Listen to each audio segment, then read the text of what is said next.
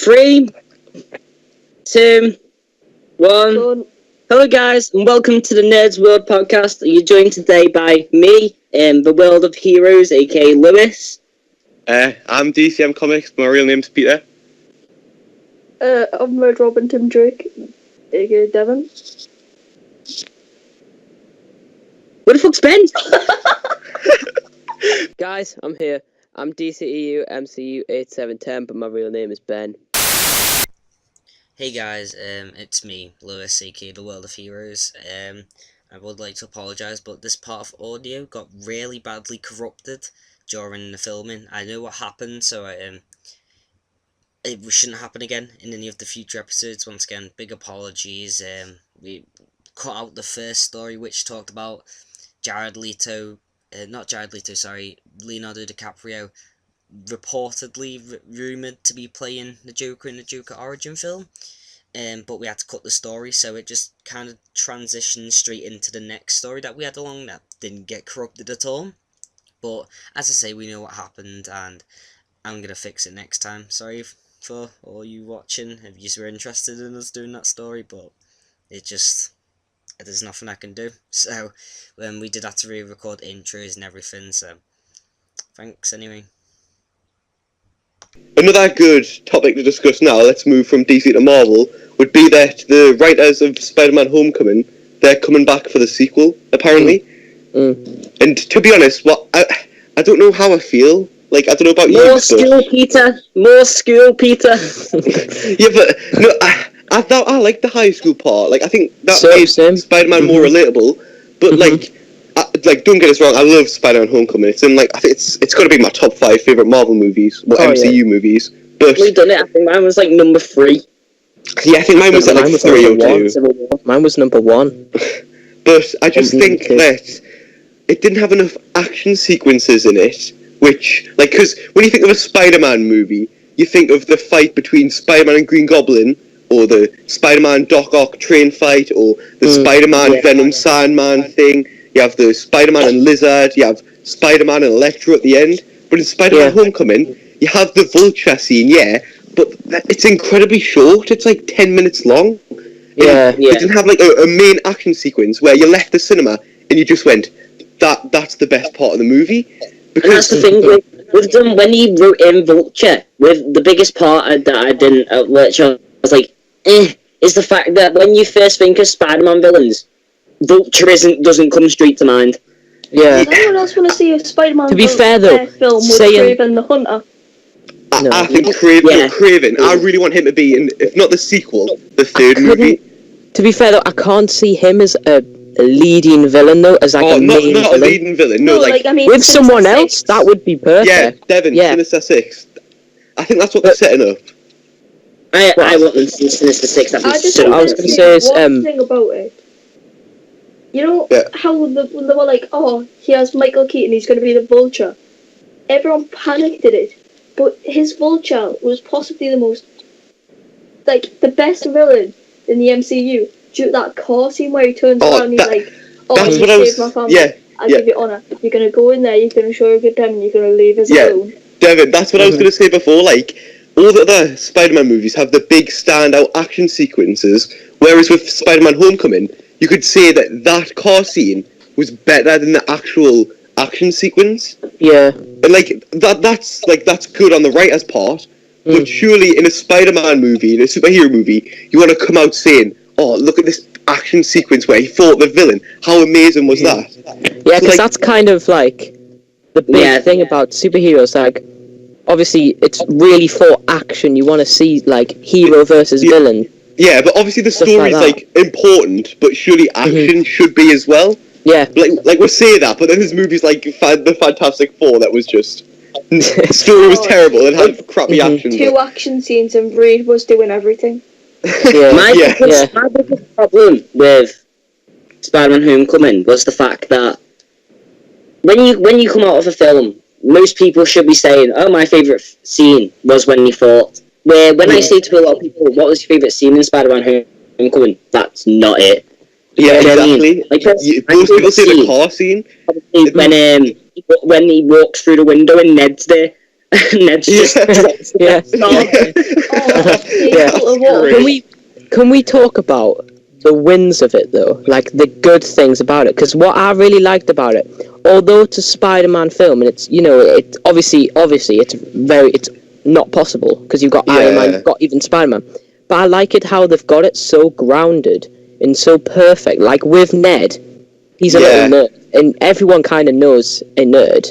And then same with Peter as well, Peter Parker, obviously, but but it's relatable because he's so down to earth, and he's like, like with the Death Star and everything, it's like real world stuff mixed in. Like, and like obviously this is climbing up walls and stuff. This is what I like. Like, this is a pro for the writers, in my opinion. Like, how they've grounded Spider-Man so perfectly in the MCU, but at the same time, like, maybe they should bring in new writers to make it more fresh, and maybe higher stakes, more action sequences, but make sure the story's like just as integral to the plot as it was in the first movie. They need what they kind of need to do is kind of keep their like way of doing it, because Spider-Man Homecoming was a win-win for like Marvel, obviously with all the like critics and everything. But now you have to think, what can they do now? What can they do to make it even better and everything? So like you said, bringing in a new writer maybe. But I think they should keep the same writers because they got that perfect and they know what they need to do. But maybe bring in a new one just to kind of bring up those stakes and stuff. Exactly, yeah. What maybe the other writers maybe couldn't have done with Homecoming. Because that's kind of an open door to like sequels and stuff, because they've got the fresh one. They're keeping John Watts the director, which I understand. If you've made a good movie, let them make another good movie. But if you have new writers to come in and make a fresher story, and then let the director put his own twist on it, and then you have you could have an even better movie. Because don't get us wrong, Spider-Man Homecoming is still great, but imagine like a new MCU Spider-Man movie on the level of like the original Spider-Man 2 or something like that. And that's what we could be dealing with next. If they can also do something good.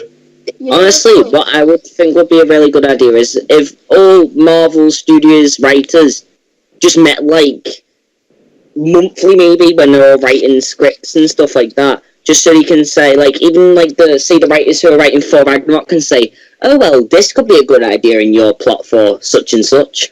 Do you know what I mean? And then they could put in like little twists between each, because I know like they're bringing in, with Thor Ragnarok, like Doctor Strange and stuff to kind of tie them in together and stuff.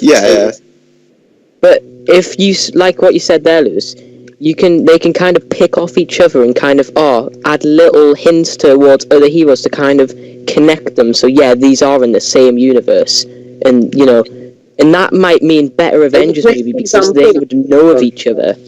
So then you don't have to waste time in the film like, who are you and stuff, when you can get down to what we were talking about before with all the action scenes and stuff and really getting what fans really want and stuff. That's a good point, The film has to be the fact of they spent more time building Peter up. Like, I think the next film might focus a lot more on Spider-Man, but they will focus on Peter to get that right. Yeah, I noticed that as well. Like, it was almost like Peter had more screen time than Spider-Man, which is like to balance out the fact that he has school life and then he has other things to be doing. But then again, right, now we've got the whole high school ideal and Peter Parker. That means another open door for like the sequel. Now they can bring in more Spider-Man because we know what Peter's going through and stuff. He's going through school. He's had a great time in Civil War because he's been with the Avengers, and obviously then he had to go back to school. But now we can really focus on the action stuff, and that's why it's a good reason to keep the writers there. I see what you mean. Know what they've done. Honestly, with Spider-Man Homecoming, I think the best part about introducing school and the fact that Spider-Man Homecoming done so well is the fact that you can bring in more younger characters into the MCU. It's just opened up a whole new door. Yeah, it really has. Because Runaways. Is that the name of it? Yeah, Runaways, and then we've got, of course, White Tiger, and then the younger Nova, which they probably won't do, but I want them to. I'll tell you what, as well. TV show with the X-Men? That's not Marvel, actually. That's Fox. Is that Legion? That's still I think we're talking about the Young Heroes. And The Gifted, is that what you're talking about? Gifted, Marvel's opened the door to younger heroes, and then Fox, DC and all that are realising, they can do what we can. Yeah, exactly. And I tell you what as well. Ultimately, that brings in better scenes for us fans, really. Yeah. What I was going to say was how James Gunn has said that Guardians of the Galaxy Volume 3 is going to shape the cosmic MCU for like decades to come. I think the Spider-Man franchise is going to develop the like on Earth kind of section of the MCU for years to come. Yeah. Because they're still all young, so they can introduce like younger heroes and then have a young Spider-Man, and they can still be going like 10, 20 years down the line. Right, I've got. There's two things about it that I noticed. One is when he threw his suit away, it was kind of like the Civil Guys, War this isn't a Spider-Man Homecoming review, remember? This is, we're just trying to discuss the not Iron Spider, but like he threw the Iron Spider costume away pretty much in the comics. Then he threw his costume away in the film. Yeah. And also, did you know Cindy Moon? Cindy Moon? Yeah, she was the blonde one on the reporting thing for the. No, that was Betty Brandt. That was Betty Brandt. Oh, were they the little newscasters? Then there was someone else who was Cindy, I think is she called Cindy Moon? I think that's her name. Yeah, she's Silk in the comics. Yeah, and that's what I'm saying though. Like they have another hero planted there that they can use in a future movie, MCU movie. And there's an extra that had Gwen Stacy, so it shows that sort of like Peter-Gwen friendship thing. Yeah, I see what you mean. Yeah. Guys, I think I should. But one more question before we move on. Right, and go for it. One answer and then no explaining. Okay. Just one answer and then we'll move on to the next topic. Okay. Who's buying Stark Tower? Daily Bugle. I was the Fantastic Four. Fantastic Four. Yes. I was going for a more like Oscorp type route because it was linked in with Spider-Man. Oscorp or Daily Bugle. That's my. Yeah, because it's linked in with Spider-Man. They were moving in Spider-Man, so it makes sense to be something linked with Spider-Man, like the Daily Bugle or something. Guys, what happened to no explanation? I'm sorry. I'm sorry. It's fine. No, I want to do it as well. Then I remembered what Lewis said. Right, I think. Right. So what's next? I think, speaking about writers and stuff, let's hop back over to DC because Joss Whedon, he's reportedly getting writers credit on Justice League. Now, I don't know about you, but I find that really interesting because, from what I understand, Zack Snyder dropped down from that like really bad family tragedy, but he wrote the script, he was directing it, and from what I understood, Joss Whedon was just going to come on, do a couple of reshoots and polish up the movie. But I heard that he brought Batgirl into or something, or he's planning to bring Batgirl into the DCEU. But because he's doing a solo movie with Batgirl, isn't he? That might be quite good. That might tie in with some, like what we were saying before, like more characters for Marvel, but now it's younger more characters as well. DC. Yeah, so it's like it's kind of instead of getting solo movies.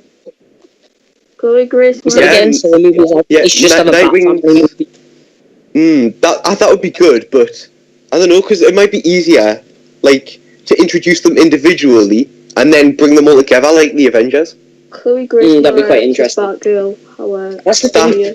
Devin, that's pretty good. That's pretty good. With DC, they've got a lot more big groups of people. Yeah, that's true. They've got more teams. Which could actually, like, they could actually use that to advantage, because obviously there's a lot of people who would look at DC and Marvel and say, oh, Marvel are doing better. But the thing is, what I think DC are trying to do is really carefully build their cinematic universe, because they've got the characters so they can use them. Yeah, I see what you mean. What a transition from critics hating Batman v Superman to loving Wonder Woman. Well, to be fair, this is what, I'm kind of going to, like, circle back to what I was going to say originally, and it does link in what you said there, Devin. I understood that Joss Whedon was coming to do some reshoots and then finish off the movie, but if he's getting writers credit and not joint directors credit, then that must mean he must have rewritten quite a lot of the movie, which means we might not be getting the original movie that Zack Snyder created. Then again, Joss Whedon said it was unwatchable, didn't he? But I don't know if that... I thought was that confirmed? Said that. Yeah, I thought it was... That was confirmed. A couple weeks ago, it was reported, like, news sites and everything were saying that the first cut of Justice League was unwatchable, Oh yeah, I saw like that. I don't believe that, because that's just typical DCEU trying to like you know what I mean. People trying to make up drama. It's like the amount of times Ben Affleck's left as Batman. Yeah. Oh my god! Like I just released an article. I know today. To be fair, he's leaving again. He's not leaving. Shut up. I might be wrong, right? But what I think it mostly is there's some people who think the only good things to do with superheroes is Marvel, and they just once they see a good idea what DC have, because like I was saying before, they've carefully crafted their extended universe because they've got a lot of characters.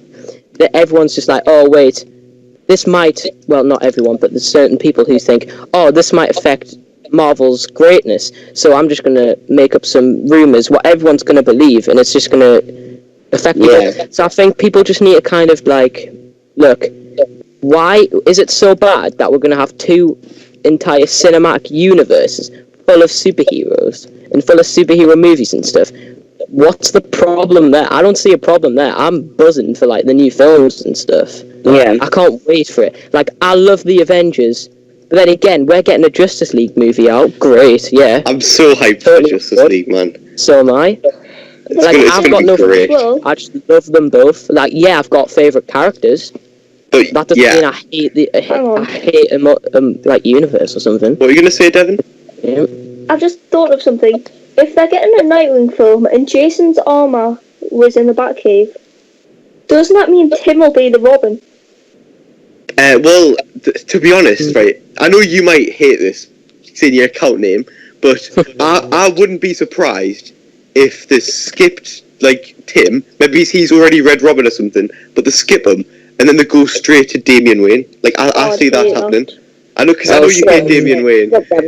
But, like, I feel like... To be fair, though, how would they do that? Because Bruce Wayne in Batman vs. Superman is really being brought up as, like, old... Like, well, he is an older Batman. That's the point. 20 years, but, like... Exactly. What's going to happen? 20 years, so in that 20 years, Talia al Ghul could have already drugged him, had sex with him, and then he could come back in Batman, the third Batman movie or something, or the second one, and Talia al Ghul just comes back and says, "You've got a son," like in the New 52 comics with Damian Wayne. And again, is that really going to be the way we introduce Talia al Ghul? Like, what? How would they introduce that? I just can't. They don't rush. I see where you're going it with, though. I see like, that is really because that's been like, I feel like that Robin is like so current right now. Like, he's been in the comics, he's been in Injustice 2, he's been in all the DC current animated movies. Like, I feel like he would be, like, I don't know if he's the most popular choice, because I know Damian's got some, like, haters, but I feel like that choice makes the most sense. But I don't know. What I think is they'd have Tim because of, like, Bruce's age and stuff. Yeah. I don't think Damian would be, because Damian would have to at least be 16 or 17. Potentially. Because of Ben's age. Yeah. But, like... They could make him younger. He could be 13 or 14, maybe. Yeah. So that could still happen. Could I actually bring something up? Like, it won't take long. Yeah. What I was going to say is, for Batman vs. Superman, this is a little question for you, because I've been wondering about this for a while. Do you think it was the right choice in making Batman that age? Even though I know in the comics that's what he is. He's old. But then again, if you're trying to start off the DCEU, Batman's one of your key characters. Right. This is. He's going to be old, and they're making a Justice League. I don't know if that was the right way to go. That's what I've seen with I think I've seen other people like make posts about this or discuss this and stuff. About it. Yeah, that's what I was going to say. But what I think is, you either make all your characters old, and you have an older DC universe, or you have all your characters a bit younger. Like, there's no point in having a 40-year-old Batman in a, like, what was he, 24, 26-year-old Flash. Like, your Justice League's all over the place. And, like, while it would be okay for the first movie, maybe it's the second movie, as it goes on, you're going to lose your key members, and you're going to have... It's going to be all jumbled up, and it's like... Maybe I like the way they went with it, but maybe it wasn't the right way to go. I like it. It's just I'm worried that... Because it's going to be... Because I like my superheroes, right? I like my superhero films. relatable, and I like them trying to be existent in a real world, even though they've got powers and stuff. So with, like, in Batman vs Superman, how when they reacted to Superman, it wasn't, oh yeah, this is a god, yeah, everyone. They made it political, which was, real world style. But then again, if they're going to make it real, Batman's not going to be able to be going for like, multiple years to come for films and stuff. Like, even in Suicide Squad, when he's making in some, like, cameos and stuff, you're going to be thinking, hang on, he was here in Justice League, the first movie, and that was however many years ago. Is this really as realistic as it possibly could be? All I can say to that is, Ben, alright, you go first, Evan, sorry. Is they could make Nightwing, like, after the Nightwing film, when Ben Affleck just decided he's too old or something like that, and he can't be Batman anymore, they could have, like, the actor who plays Nightwing take over the mantle. Yeah, I could see that happening. Say if they had the white Wally West in the film, they have the white Wally West take over. I don't know if they will, you know, because of them. Yeah, I know. Iris's, I've forgotten the actress's name. It's like, is it? I've forgotten. What, for CW? For CW? No. The DCEU. I didn't know. I didn't keep up with that. Is it Cersei Clemens or something like that? Some along my minds.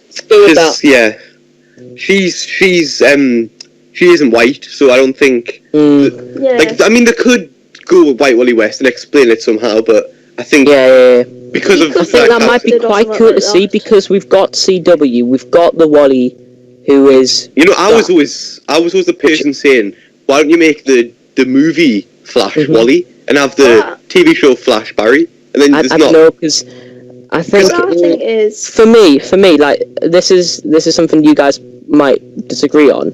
But what I like the main characters. So, like, when you were saying Nightwing becomes Batman, I like Bruce Wayne and I like Barry Allen. I can't see. I don't know. It's just me probably just being an idiot, really. That but, like, surprises me because Wally's been the Flash. Like, technically, Wally's our generation's Flash, because in, like, the 2000s and stuff, Wally's been the Flash in the comics. Wally's been the Flash in the animated shows. It's always been Wally until I think it was quite like 2008 or something around that when they brought Barry back. Yeah, so, like, I don't know. I think it's probably because Barry was the first one I saw. Yeah. Because I never was into the Flash until the CW started, and then I got really into him. But that's probably because I've only really liked the Flash when it was Barry. So that's probably why I'm saying that. I don't know. I was born around the time where Bart Allen took over the mantle of the Flash. I think I was born the year he was the Flash. That didn't last very long though, did it? Lasted a year, and then they made Wally him again.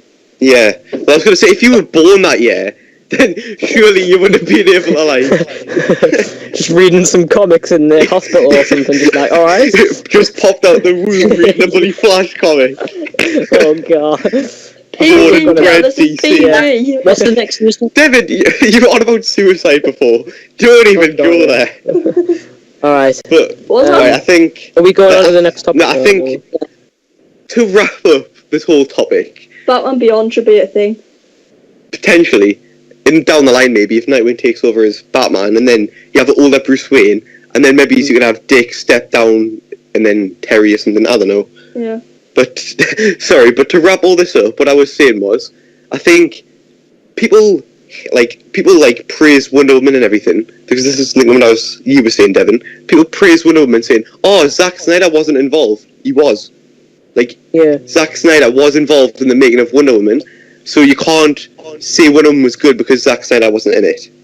And if Zack Snyder's, like, changed, like, if his vision's been changed for Justice League, that could be a good thing if you don't like Zack Snyder, but I feel like I kind of wanted to see the original version of Justice League, because it sounds like Joss Whedon's changed a lot. Last thing. Yeah. Who would you like to see as Green Arrow if he came in the Justice League? Because I want to see that bloke from King Arthur. Oh, yeah. Yeah. Forget his name. I was talking about this today. Oh, God, no. Yeah, Don't do this. No. Right, I'm going to have to Google it. I forgot his name. I know what you mean, though, yeah. Yeah, but what you mean. Even for Green Lantern, because we're talking about casting, Oh god, here we go. I still think Army Hammer is a very good choice. Yeah. I still think, like, out of all of the ones... Charlie Hunnam. That's the one. Well, yeah, or him. But I think Army Hammer... Charlie Hunnam... Charlie Hunnam for Green Arrow, I meant. Oh, okay, yeah. Yeah. But anyway... I also want to see it. Is this our last news topic? No. I've got... I think I'll cut it down a bit because I've spent so long on that. Last thing I want to bring up... The last thing I want to bring up is we've had the first look at the Wasp costume in Ant-Man and the Wasp.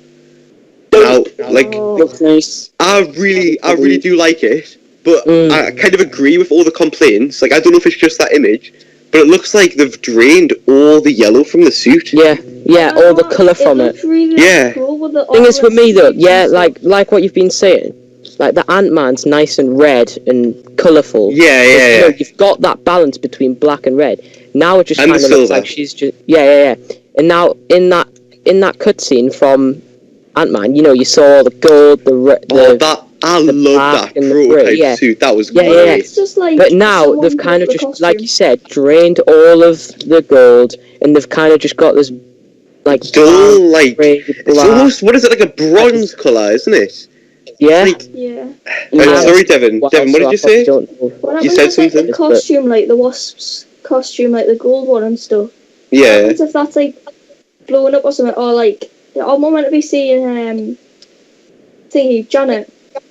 Yeah, she's supposed to return because they cast Michelle Pfeiffer. She could wear that costume and then like because that costume. If you remember in Ant-Man, Janet's costume's red.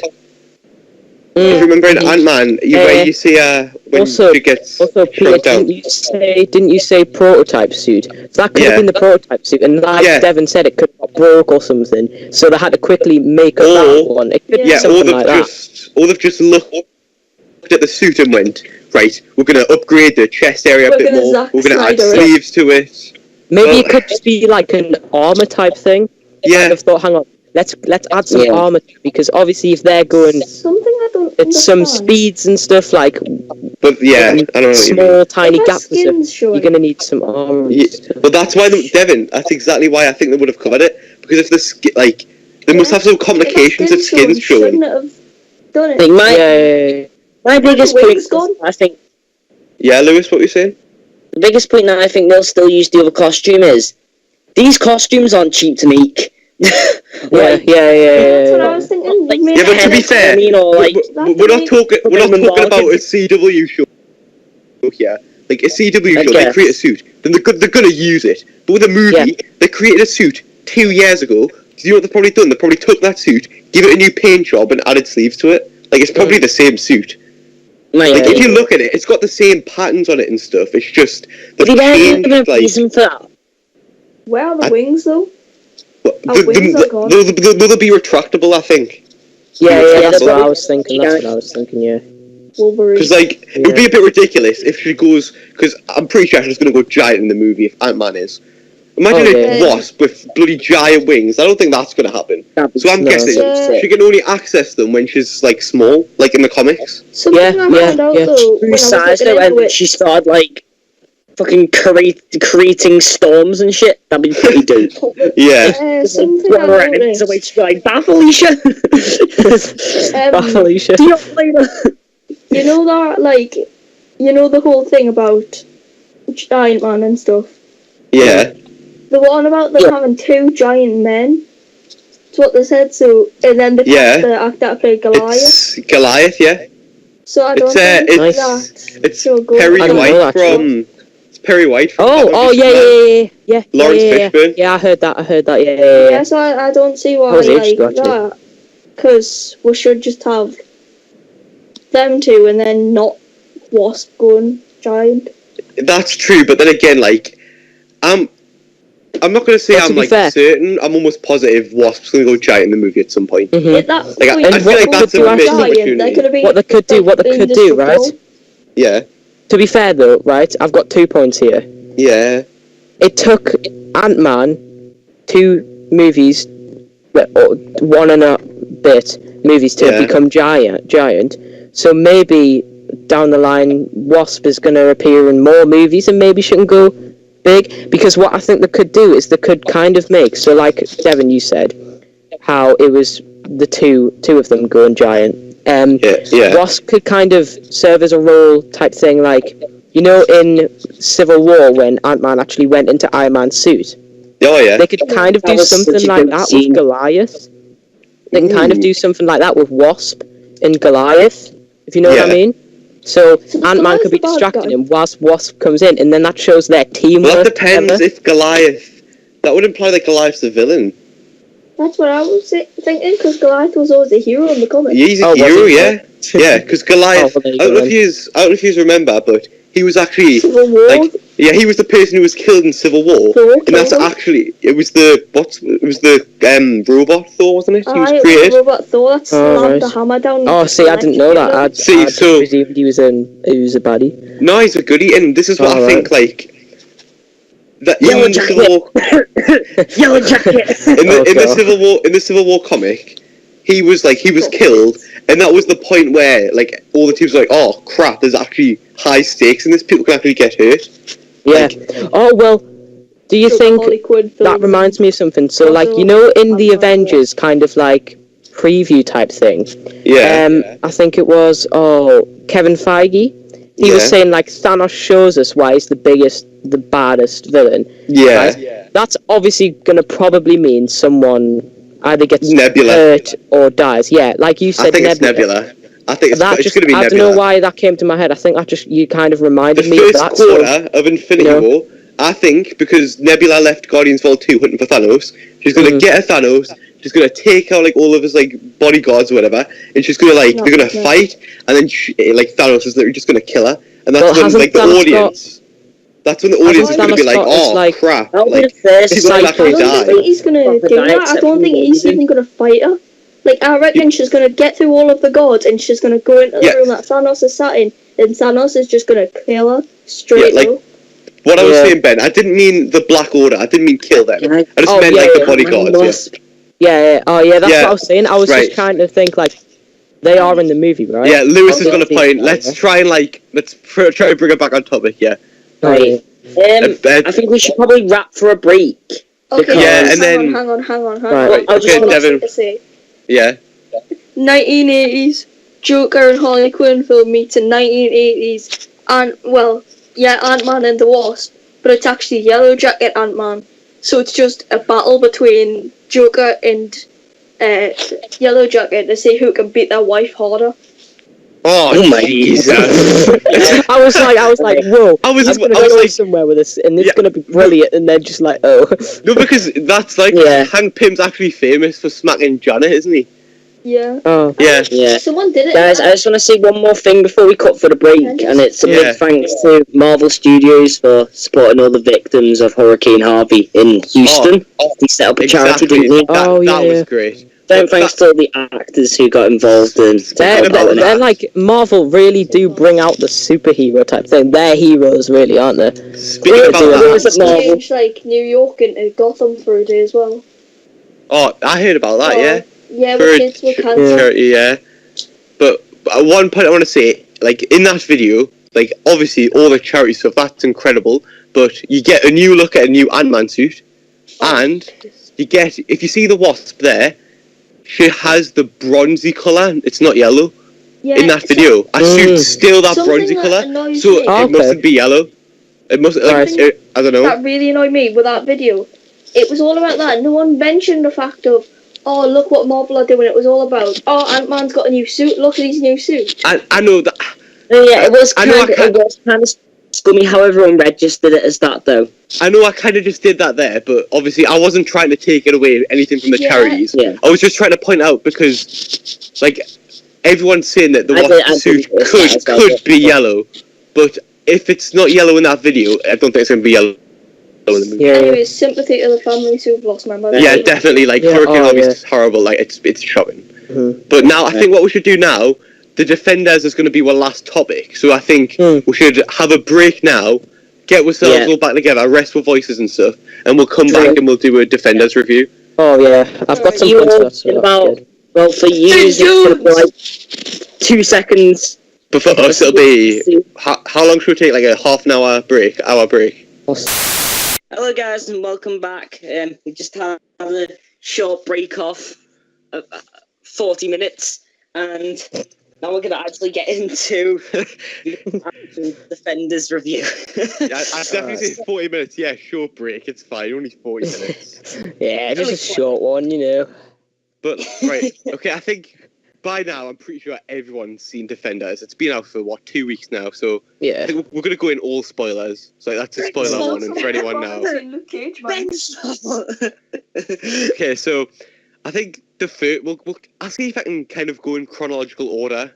So I think the first thing we should probably start with is the opening titles, because they're like, you watch Daredevil and you get hyped up because you hear the music, you see the I think it's almost like blood that like makes the shapes of everything. Then you see Jessica Jones as one, and there's all like arty, and you have Luke Cage. It's got like that sort of hip hop sort of feel. Yeah. And then you have the Iron Fist one, where he's morphing around while hitting and everything. Meditating and stuff. Yeah, but you look at the Defenders one, and it's all the different colours of all the characters. Yeah. And it's just them over like New York City and everything, making shapes out of lights. It's great. You see, something I noticed with the intro is, right, you have the different colours. You have the green for Iron Fist, yellow for Luke, purple for Jessica, and red for Daredevil. But when it puts them all together and the title of Defenders comes up, it goes to white as if all the colours are being put together.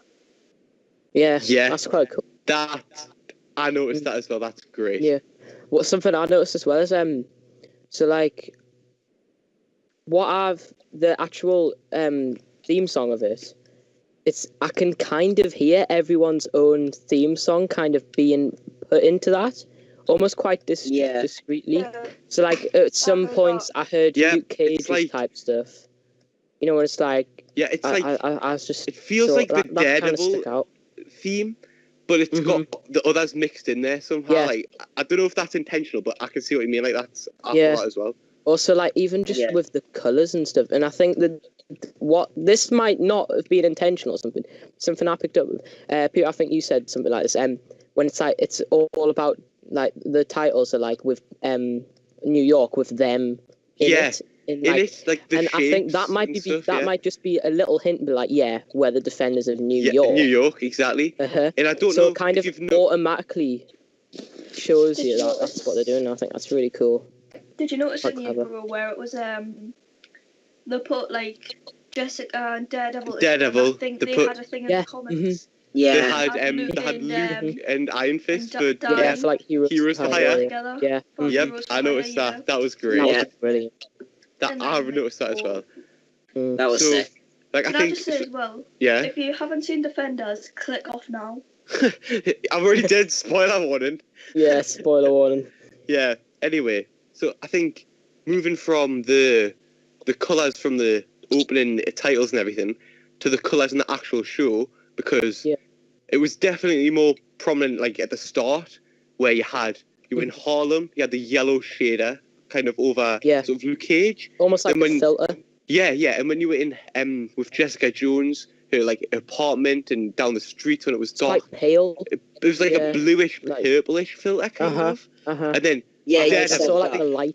I think Daredevil was the most noticeable because he had the red shade coming in from the light in his apartment and everything. That also was quite a cool thing. It's something I picked up on that with Daredevil. I think I can't remember which episode it was, but when he kind of put on the Daredevil, when he had to go and help, that's when you really saw the colours being brought out, as in like the colours are back, so is the Daredevil. And what I want to point out is what Devin was trying to say about Danny, and I think we're cutting off a bit. Sorry, Devin.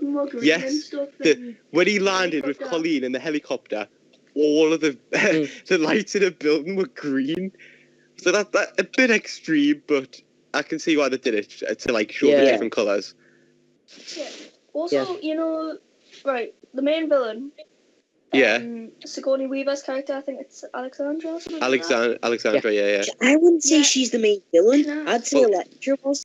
Yeah, it was like a what do you call it? Almost like a team of them two, really. Until they're kind of like it was like I can't think of the word. Because they kind of like tricked you into thinking Alexandra would be. Yeah. And they yeah, shifted yeah. it to Electra like last minute.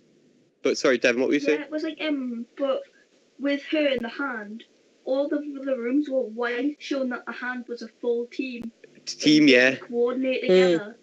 And then they all had the separate colours, and when they eventually managed to fight together, they became the white ones. Yes, exactly. Ah, that's And very clever, the yeah. hand Like, started darking off. Like all the filters, like towards the start, where you had the yellows and oranges, yellows, purples, reds, and everything, they all disappeared.